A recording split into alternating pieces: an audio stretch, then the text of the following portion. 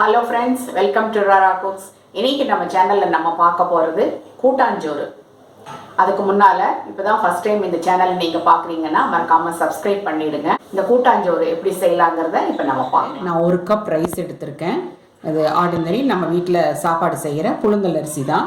இது கூட ஒரு 1/4 கப் துவரம் பருப்பு, 1 டேபிள்ஸ்பூன் பாசிப்பருப்பு, 1 டேபிள்ஸ்பூன் கடலைப்பருப்பு, 1 டேபிள்ஸ்பூன் அவரைப்பருப்பு இதையும் போட்டு இப்போ நல்லா இதை கழுவி நம்ம ஊற வச்சிடலாம். அரிசி ஒரு 20 நிமிஷம் ஊறட்டும். 2 டேபிள்ஸ்பூன் தேங்காய் எண்ணெய் விட்டுருக்கேன்.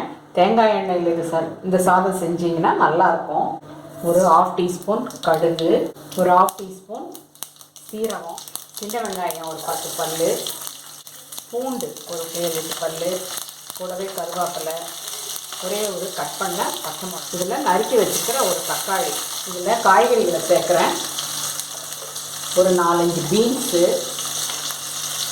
கேரட்டு ஒரு சின்ன கேரட்டாக இருக்குது, அவரைக்காய் ஒரு 4-5 அவரைக்காய் இருக்குது, முட்டைக்கோசு ஒரு 4 இலை, கூட கத்திரிக்காய் நீளமாக அறுத்து வச்சுருக்கேன் ஒரு 2 கத்திரிக்காய், உருளைக்கிழங்கு ஒரு மீடியம் சைஸ் உருளைக்கிழங்கு கட் பண்ணது எல்லாம் போட்டு நல்லா கலக்கிக்கலாம். அந்த காய்கறிகளோட நீங்கள் என்ன காய் வீட்டில் இருந்தாலும் போடலாம், அது நம்ம இஷ்டம்.